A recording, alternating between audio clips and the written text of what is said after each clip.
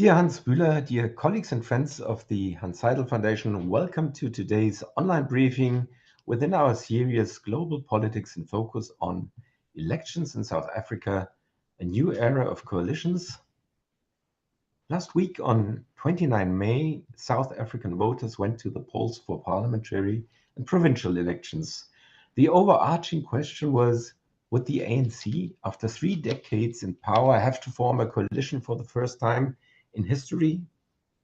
Without anticipating too much of my colleague Hans's presentation, the answer is a clear and simple yes. The elections to the 7th National Assembly resulted in a significant decline for President Cyril Ramaphosa's ANC party, with 40% of the vote, down from 58% in the previous election of 2019. The main opposition party, the Democratic Alliance, DA, won around about 22% of the vote, and third in place came in former President Zumas' far-left party MK with 15%. It is not yet clear whether the Democratic Alliance or MK will be a potential coalition partner. However, the search for common ground has already started, as a new coalition must be formed within 2 weeks following the election. That said, the next few weeks in South Africa will certainly be challenging. Some of the questions we are particularly interested in are: what are the implications of this result for South Africa's future political course, and how will it affect its socio-economic policies? On a larger scale, what does the outcome of the election mean for South Africa's policy? As Africa's most industrialized economy, with abundant natural resources and significant diplomatic clout as a member of BRICS and G20, South Africa is if not the leading player on the continent. While the EU still remains the largest foreign direct investor in South Africa, the new government will have to determine whether it will not expand its economic ties with autocratic countries further to the east in the future. We will discuss these questions with all of you, and in particular with our guest speaker, Hanns Bühler. Hanns is the long-standing regional director of Hanns Seidel Foundation's offices in South Africa. He will give us a first-hand insight into the situation on the ground based on his cooperation with local NGOs, academic and public institutions.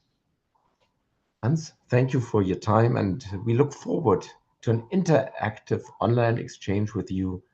The floor is yours.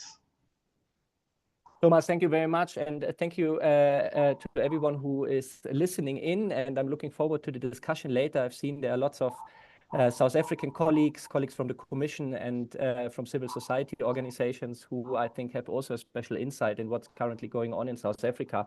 And maybe to start with, allow me to share my screen with you. Just going to take a second, and I can maybe try to show you a few slides in regards to the election results. Just takes a second.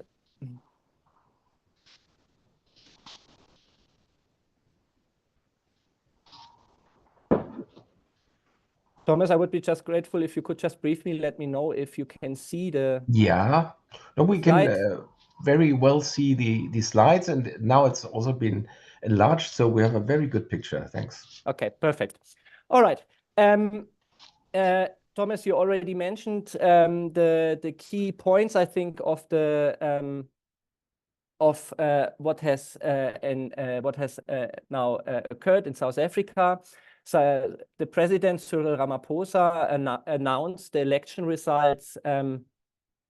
Just give me 1 second here. My screen is starting to shut down. Here we go. I think now it works. Sorry. Cyril Ramaphosa, the President of South Africa and also Chairman of the ANC, announced on Saturday evening at around 7 p.m. the election results of the national and provincial elections, which took place last Wednesday. And I think many of you have followed it closely. You have seen the long queues in front of the voting stations, and many people queued until the early hours of Thursday. And I think they queued after one of the most hard-fought election campaigns in the history of the young democracy. It was, and I believe it still is, really a watershed moment for South Africa. And some who have also experienced the transition to democracy argue even it's an historic election. And I would agree with that. I would agree for two reasons. First, it's historic because the African National Congress, who has led South Africa and governed South Africa for the last 30 years, lost for the first time its absolute majority on national level. And in two of the most populous provinces, Gauteng, the economic power hub, and in KwaZulu-Natal. And of course, also in the Western Cape. The Western Cape will be still governed by the Democratic Alliance. They could, in a way, repeat their results from 2019 with an absolute majority. So that is really historic. And this has never happened before. As you know, the ANC has led South Africa 15 years. I think there was at the beginning of the 90s, then late until the mid-2000s, quite positive developments. And then during the last 15 years, a certain decline. And we can discuss this, I think, in the Q&A sessions later in more detail. But I think that's the first reason why it's historic. The ANC drops below 50%, to be precise, to 40.2%. And it's also historic because for the first time, the parties will be forced into some kind of power-sharing agreement. If it will be a coalition agreement in the European sense, as it is being discussed in the European media and also, of course, in South Africa, I think that remains to be seen, and it might be even a bit too early now to say it's going to be a coalition agreement. Yeah?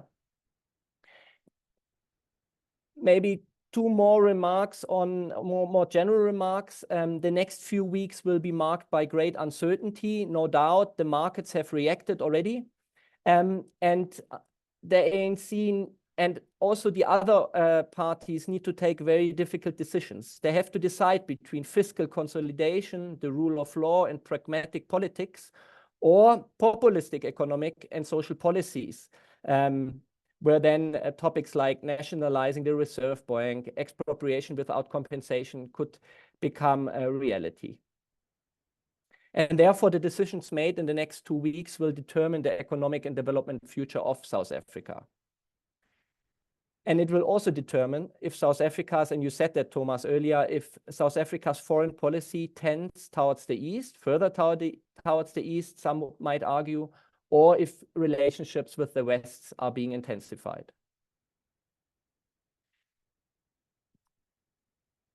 Maybe on just two remarks on the reaction of the ANC and particularly also the DA in the aftermath of the announcement of the election results on Saturday, Sunday, and also today.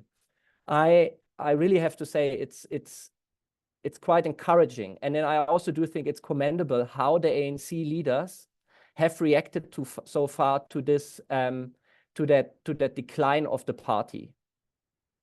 And I really think, taking into account where the party finds itself, the internal tensions after such a loss, a 17% loss, we need to appreciate how the party leaders, particularly from the ANC and from the DA, have reacted so far. Ramaphosa, for example, on Saturday evening, and I experienced it on the spot, gave, I have to say, a brilliant, encouraging speech. It could have gone completely the other way, where he more or less reminded all the parties and also his own party that it's now the time for compromise and de-escalation. And the DA also showed the willingness to compromise. John Steenhuisen, the chairman, said, "We will do whatever is necessary for the stability of the country."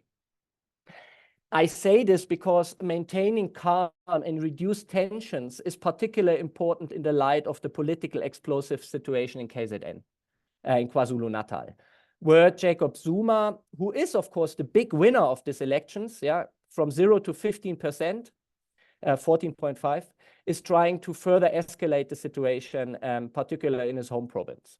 I mean, you have seen the reports. There was a lot of disinformation around the credibility of the elections and actively trying to undermine also the credibility of the elections, threats of violence. And I think we have experienced in 2021 what could happen and can happen in KwaZulu-Natal when the unrest occurred with more than 300 people being killed. So here you see an overview of the ANC's election results during the last years, or during the last elections. This time the party, I've mentioned that, recorded the worst results in its history, losing 71 seats. In percentage terms, that means a decline from 57.5 to 40.2%, minus 17%. And I mean, although many observers, including us and many polls, also predicted that the party would lose its absolute majority, I think we need to be honest that only a few had predicted such a huge decline in voter support.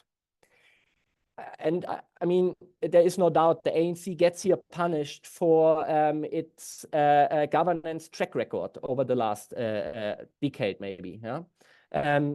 Electricity crisis, the decline of infrastructure, decline in service delivery, unemployment depends, of course, which unemployment rate you take, but between 32 and 40%. Youth unemployment even higher.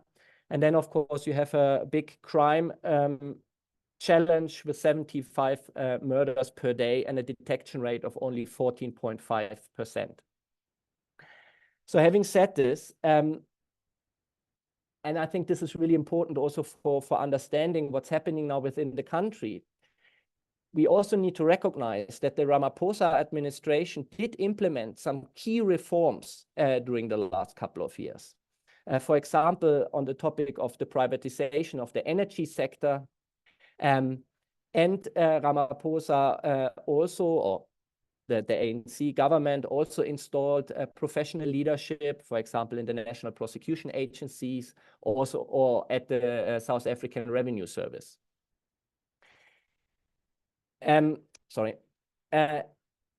So he did, there were positive developments, but at the same time, we also see that on the candidate list for the ANC, of course, a number of compromised ANC candidates are still on the list. Candidates who have been, for example, mentioned in the Zondo Commission. And maybe some analysts would say that Ramaphosa remained to a certain extent a prisoner of his own party. And the ANC, and this is being played out now, is of course still divided in different fractions. You can read about this every day in the newspaper. And I think the key question going forward is, of course, also if Cyril Ramaphosa is able to stay in power.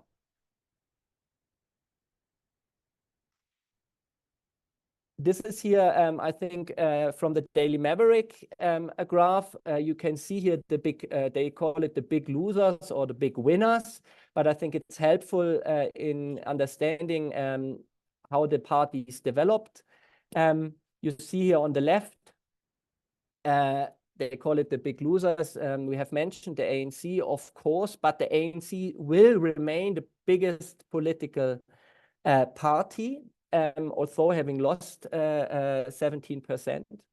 A loser is certainly also Julius Malema with the militant and radical left-wing economic freedom fighters. He could not grow his base. They declined by 1% approximately. And of course, the EFF could become a kingmaker with one other party together with the ANC, and they could form a coalition.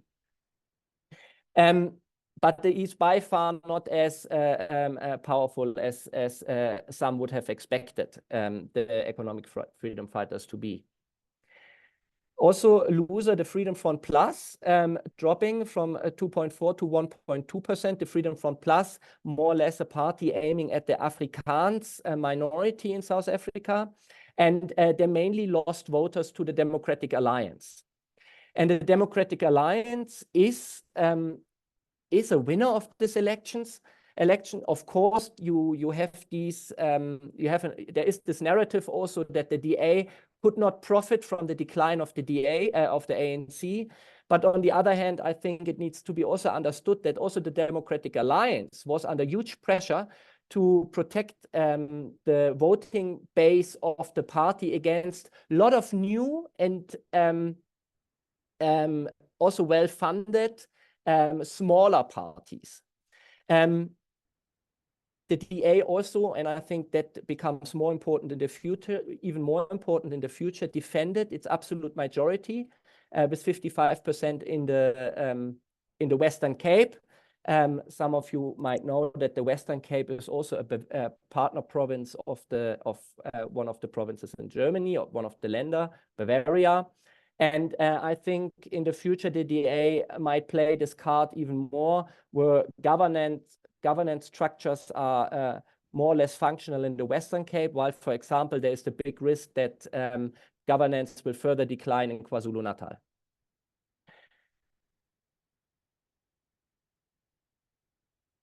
Yeah, so that's maybe on the DA. MK, you see here on the right, that is the party from Jacob Zuma, from 0 to 14.6%, and I will come to this in a second.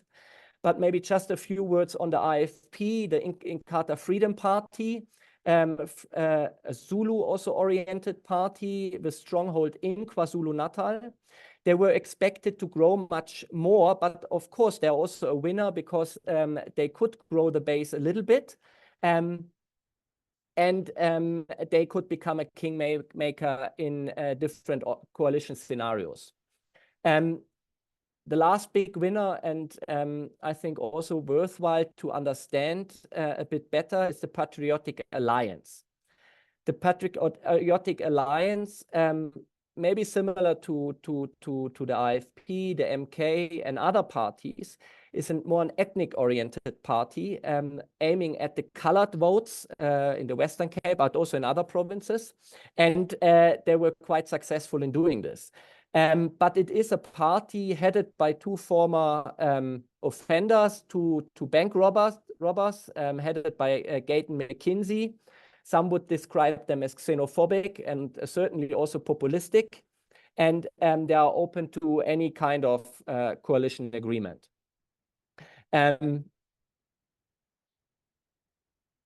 Maybe I'll leave it with this and move quickly on to the party of Jacob Zuma. New party, the name is Umkhonto weSizwe. Some of you might know that is the term which has always been used to describe the armed wing of the ANC liberation fighters during the struggle. And of course, he uses more or less here the ANC history for his own opportunistic objectives in naming his own party according to that armed wing of the liberation fighters. They won 45% of the votes in KwaZulu-Natal. It's the second most populous province in South Africa, with the capital is Durban. And they won 14.6% on national level. The MK will send 58 members in the National Assembly, so 58 out of 400. And they will become the strongest political force in KZN. So what does this mean? That means that the return of this, maybe you could describe it as the big man politics to a certain extent, yeah, returns now. We have an ethnic and tribal oriented party. although, of course, Zuma and the MK representatives would deny this and have criticized, for example, ANC leaders for in a way saying it's a purely Zulu-oriented party, but actually it is if you look at the voter behavior. Opportunistic objectives, of course. Zuma portrays himself very successfully as victim of the Ramaphosa ANC and the justice system. His election campaign was obviously highly successful. Introduction of the death penalty, abolishment of elections to a certain extent. There was in the manifesto is the mention of the replacement of parliaments by tribal councils, and nationalizing of private assets, and so on is being also mentioned here and there. And of course, they have also actively, in a way, being involved in disseminating disinformation around the credibility of the elections. I've seen a number of interviews now where MK representatives have been asked, what are the major objectives now going forward? And many could not answer them. So I think it's really an opportunistic project, and to a certain extent, maybe also a revenge of the state capture networks, which were and which are more and more under threat. More or less a revenge against a slowly moving justice system.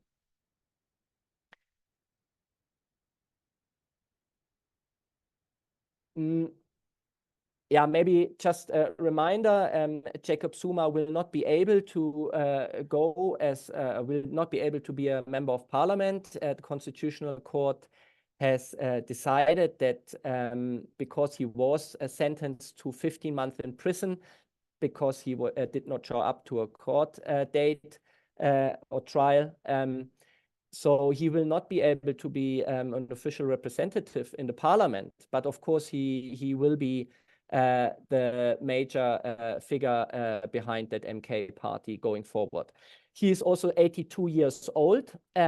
We witness internal fractions within that party already also. It's very autocratic organized. I think we have also seen in other countries that if you pull out one part of that puzzle in these organizations, it might come down as a card house very quickly. So some observers say the shelf life of this party might be limited. But of course, 58 members will be present in the national parliament, and they will more or less take over the legislature in KZN. A likely scenario is, of course, that floor crossing might happen if that MK party breaks down. But I mean, there are early signs, but at the end, there are the big winners, of course, currently. Yeah, that brings me to KZN, to KwaZulu-Natal. I think 80 seats has the legislator in KwaZulu-Natal. The MK has 37 seats. So again, also here, coalition scenarios will be playing out now, and they will be also determine the future of KwaZulu-Natal. Maybe just allow me to raise one thought, which is also being discussed here in South Africa. I mean, there is the possibility, of course, to form a coalition against the MK, who has won 45%, if the IFP, the ANC, and the DA come together. But the problem is, I think, here it's a security issue. What will happen if you form a coalition while the MK party gained 45%? And I think this is not only a political explanation, but it needs to be also taken against the backdrop of security and stability concerns. So we moved from national to provincial level, maybe also briefly on Gauteng, the economic power hub. Again, 80 seats in the provincial legislature. the ANC and the DA could get a majority. ANC has 28, DA 22 seats. But it will, I think, depend a lot what will happen in Gauteng and maybe even in KZN on the coalition talks on national level. And I think what's also important for Gauteng, also really a dramatic decline from of ANC voter support from 50 to 34.5%.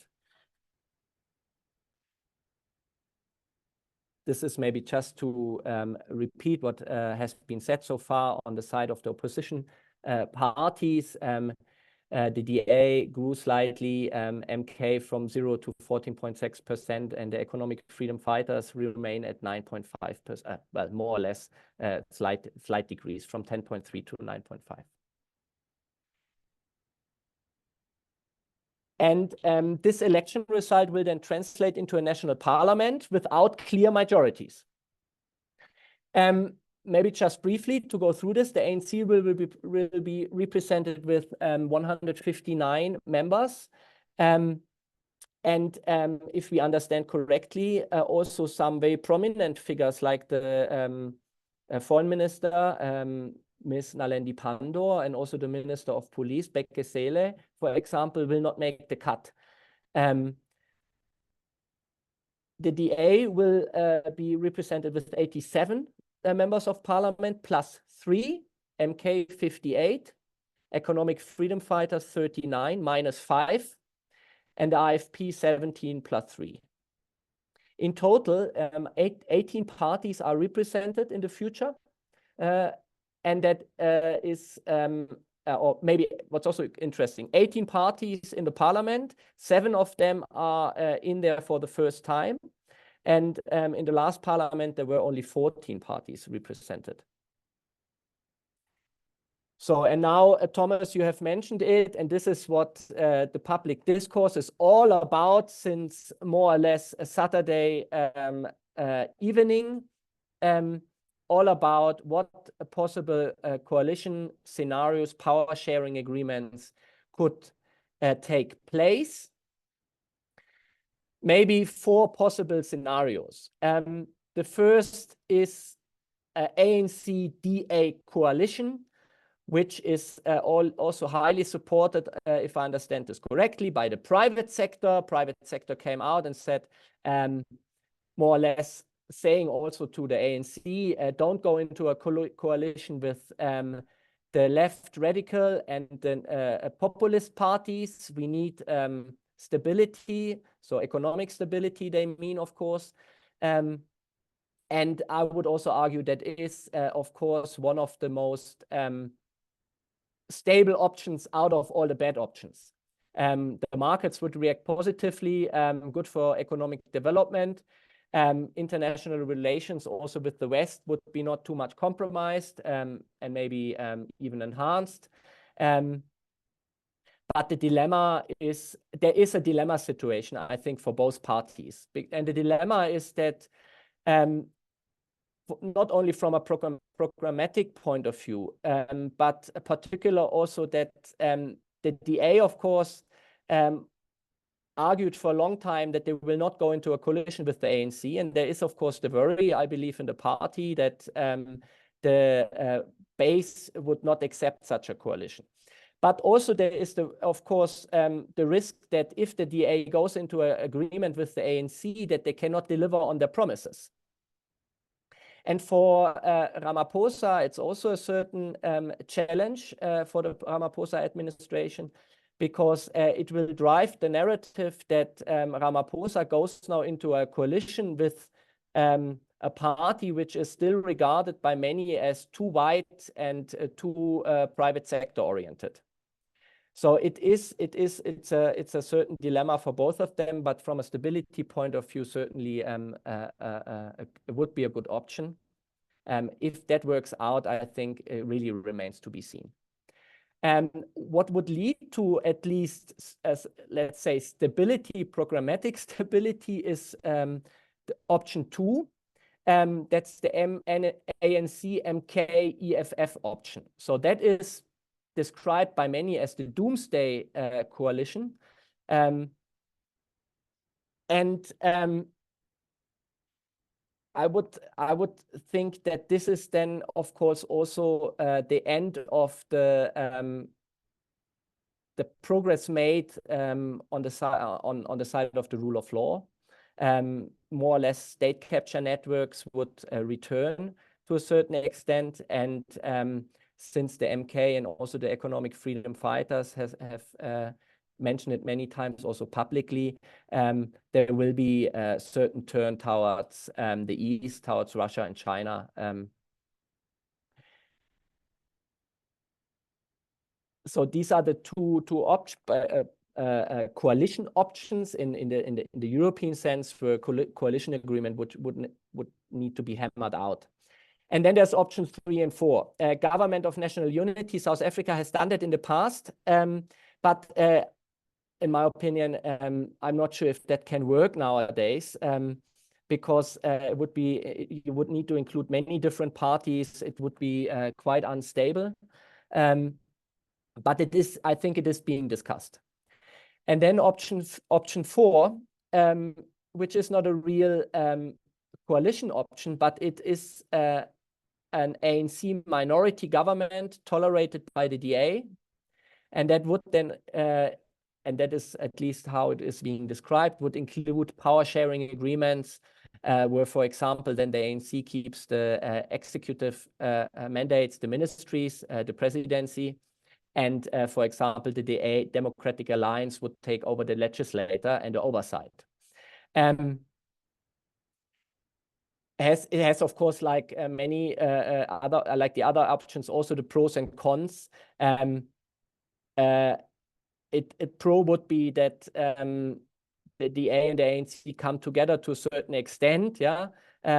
But I see, of course, big challenges in bringing legislation through the parliament in future. So these are more or less the 4 different options, and we can discuss it in much more detail, I think. I'm also looking at the time, Thomas, don't worry. I'm almost done, and we can discuss it in the Q&A session. Maybe just one word on the execution of the elections in South Africa. There has been, of course, quite strong criticism being articulated, particularly also by the opposition parties, about the performance of the IEC. The IEC is the Independent Election Commission. And I would agree that the performance could have been much better. But overall, and I think the international observation missions have also underlined that, in a very heated environment, with a very heated election campaign, logistical challenges, and so on, these elections were, to the most extent, free, fair, and I think also very important, peaceful. And that is quite an achievement. If you think that people across the country were queuing for hours, and of course also with some frustration in front of those voting stations until 3 o'clock in the morning from Wednesday to Thursday. We can discuss the technical difficulties. We have been a partner of the IEC. I have to say this maybe also, not that anyone think that we are too biased, but we are working with the IEC for many years on the topic of voter education. We have been there on the ground, both in the Western Cape and in Gauteng, and there were challenges, but at the end, I think it was a performance everyone can live with. But the IEC needs, of course, to reflect on it, and I think for the colleagues from the Commission and other representative of governments, it showed once more how important the IEC is, under which pressure, and to a certain extent also siege the IEC is, and why it is really important to support the IEC and its mandate to deliver free and fair elections. Much more challenging, that is the second last slide, is of course the voter turnout. Voter turnout in South Africa declined since 1999. constantly, and it sits now with officially 58%. But these numbers are this number of 58, this one here, yeah, measures the percentage of registered voters which went then at the end to the voting station. In reality, 42 million eligible voters in South Africa, and out of those 42, only 27 million have registered. And out of those 27 million registered voters, then only at the end, sorry, and out of those 42 million eligible voters, only 38.5% went voting. So I think the real voter turnout sits at 38%, and this is, of course, worrying for a young democracy. And of course, the discussion starts now that South Africans turn their back towards democracy, and that the democracy is in decline. I would argue that this is not so easy. It's a bit more complex in South Africa, and that's maybe also the difference to some other African countries or other countries in general, because if you asked the people on the ground, and Afrobarometer, for example, did that, why they don't vote, I think many would say they're very frustrated about the political leadership. They're very frustrated about the quality of life, about service delivery, no water, no electricity, high volume of crime. And they do not necessarily say that they would prefer an autocratic government. So it's really up, I think, also to the political leaders, and it is up to the players who are responsible for civic education to really try to get a change here during the next to 2026, when the local government elections happen, and then to 2029 when the next elections happen, the next national elections. Yes. Thomas, this is the last slide. General remarks on the elections. Small party, largely unsuccessful. We have the problematic increase of voter behavior along ethnic lines. That is really problematic, I believe. And the ANC and the DA and others, I think, need to look at that in detail and think how they can gain back voters. And we see, of course, now in the future, certainly going forward, a little bit more of instability, and the coalition agreement will decide if South Africa will be put on the growth path or if it will decline. Last point, maybe for the discussion, the implications for the other liberation movements in the regions. I would be interested, of course, also to hear how the colleagues see that.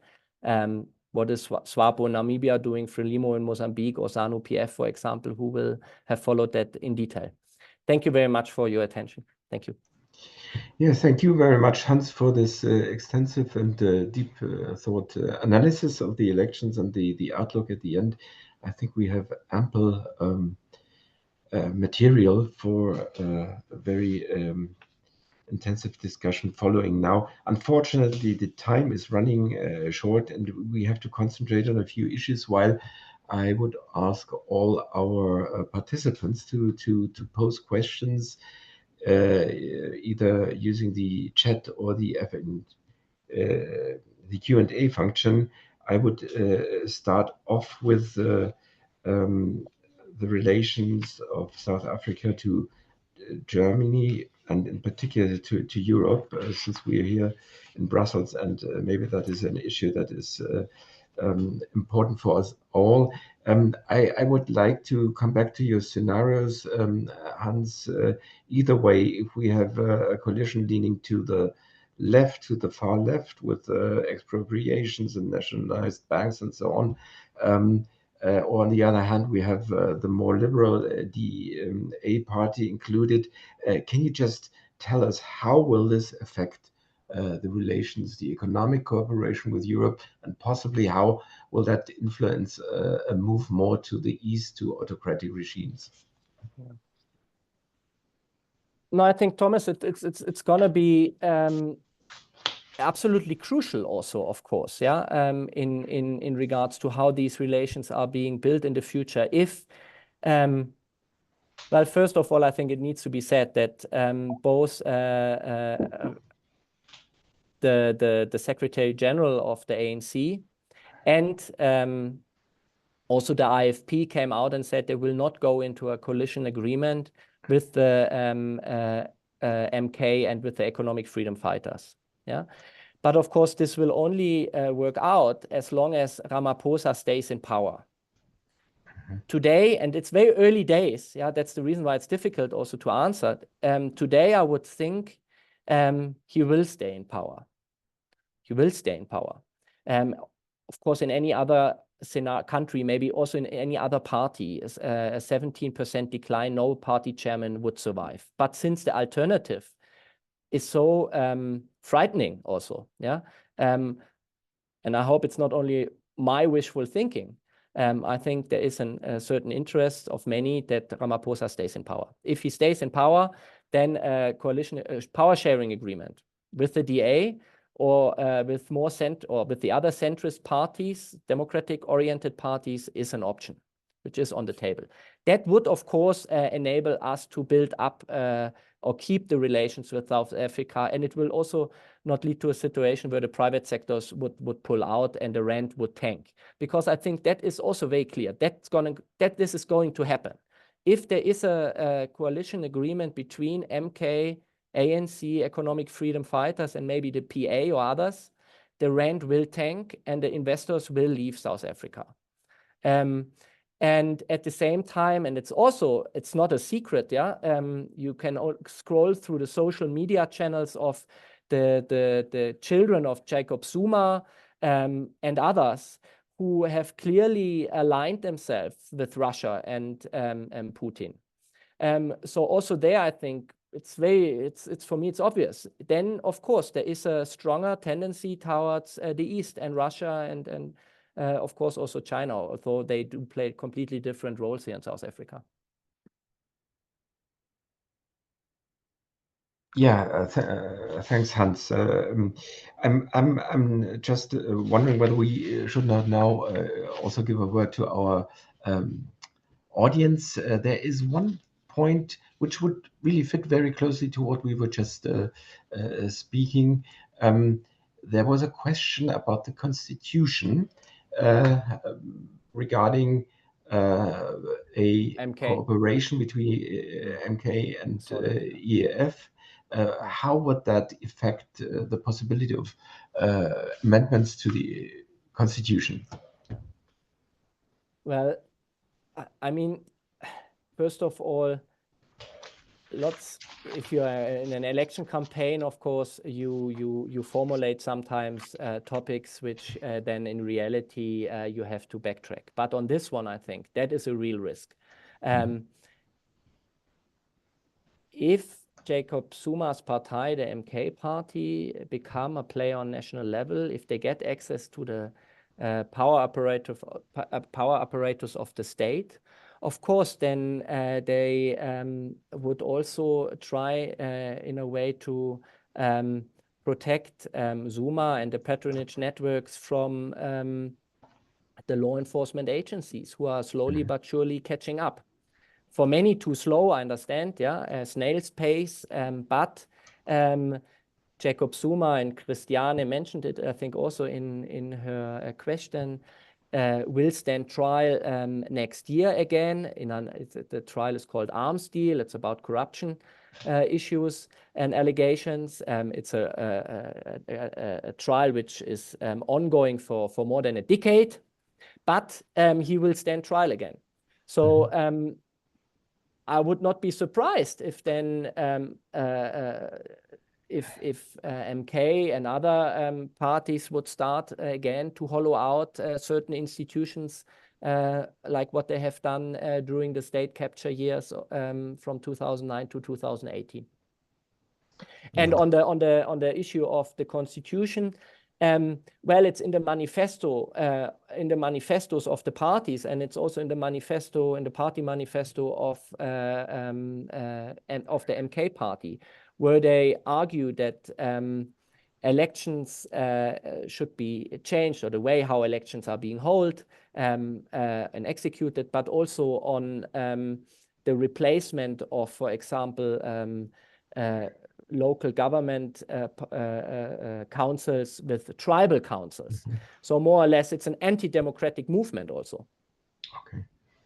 Yes, thanks, Hans. There was another question going back to the voter turnout, which has gone down quite a bit in comparison to 5 years ago. Perhaps you can also say, is that about the president's role and his reputation, the party as such, is it also a reaction that the ANC has not performed? No, sure. It's a deep frustration by South Africans about the political leadership, and for that the ANC, but also others, other parties, of course, bear a certain responsibility.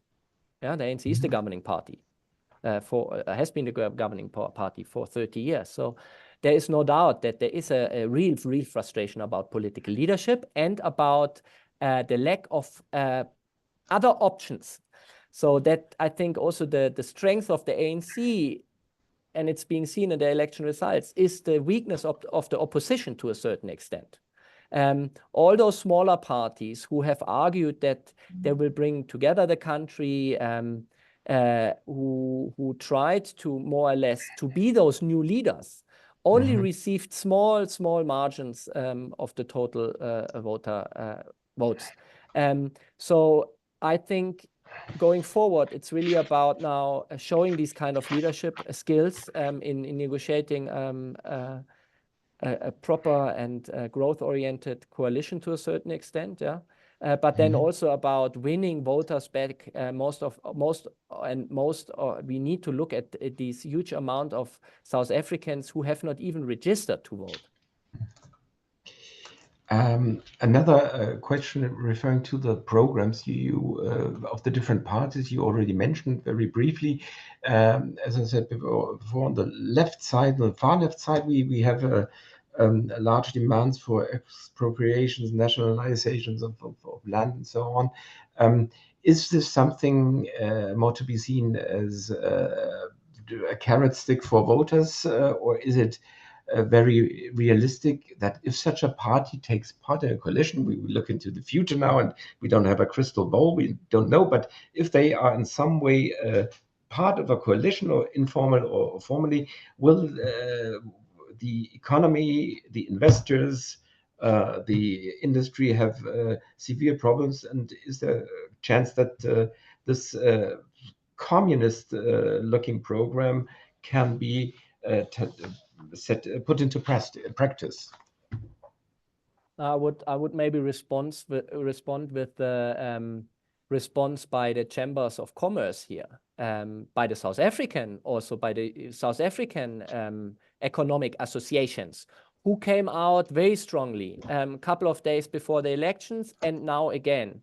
And I think it reflects the big worry of the private sector, that this might not only be talk, but that this really might happen then at the end. So you saw Business Unity South Africa with a press release this morning, for example. Yeah, once more underlining how important it would be for growth and the economic development of the country, that there is a coalition of the centrist democratic parties. I mean, Thomas, maybe also, we don't have this so much in Europe, but in South Africa, the private sector came to the table during the last years to support the South African administration in 3 major topics: energy, transport, and security. And these are partnerships which have slowly developed and which are super important, taking into account that the capacity of the state in South Africa is very, very low. So if now a leftist, radical, militant, opportunistic government is in charge, the private sector needs to pull back because they will not get their objectives out of this partnership. And that will, of course, affect the capacity of the state to a large extent because it is weak. Yeah. And that's the risk. These are very dreary forecasts, and I hope we will see a government, a coalition government, which includes more the liberal DA party and their program. But this is not on us to decide. I would like to, at the end, take a look at the foreign policy, which we have not covered in depth up to now. South Africa considers itself as a voice of the global South. They have a very independent foreign policy, which is not usually aligned with the West. They have an anti-Israel movement made at the ICC. They look positively towards Russia and Iran and China. So how will this affect the relations to Europe? Is there any chance that this will really outmaneuver Europe and they will completely, foreign policy-wise and economic policy-wise, move over to these states and have a common fate with them? What is your personal opinion? Well, first of all, South Africa remains important for Europe. It's still the biggest economy on the African continent. It's the gateway with all its challenges, yeah. So compared to the neighboring countries, and for example also to Central Africa or the Sahel, South Africa plays on a different level. That's also the reason why we measure South Africa's policies with a different perspective sometimes. Yeah. On the topic of foreign relations, of course, South Africa positions itself very successfully from a South African point of view as the voice of the global South. That does not align necessarily with the interest of the West. That's clear. But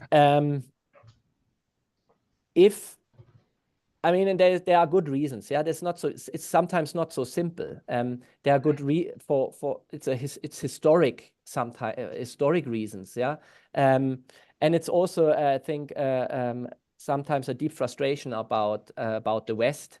And this is the only alignment they have with Russia, for example. Yeah. In policy terms, there's sometimes not so much alignment, yeah, and how they would want to see a new world order emerging, yeah.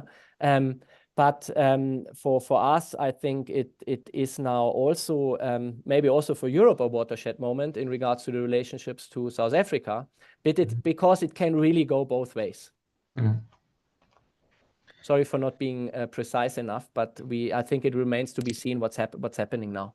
Yeah, Hans, no, I really think you did a marvelous job because there's still this 14 days period with a lot of things unclear until the next government will be formed. So I think you managed to really show us all possible outcomes and the effects it will have on future policies in South Africa, of course, then going far beyond Africa and also touching the West, as you also mentioned already in other countries. So I would like to end on that note with a foreign policy question, with the perspective for Europe, which still seem quite positive. Of course, all that depends on a future government and its interior and exterior policy. I thank you, Hans, for this very profound overview you gave us, for the analysis. And I think we should continue our talk after we know much more, after the government is in place, and we can really see what of the programs, what of some of the very risky political issues that are in the programs really are put into practice, and how this will affect South Africa's stand in the world. So we will continue that. That is the information for our audience, which remained, even though we are now 10 minutes over time. Thank you very much for joining us, everyone. Hanns, to you, big applause for your great job you did in explaining South Africa and its policies to us, and the election in particular.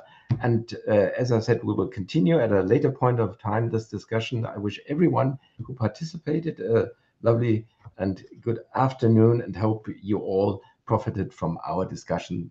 Thanks, and see you all next time. Thank you.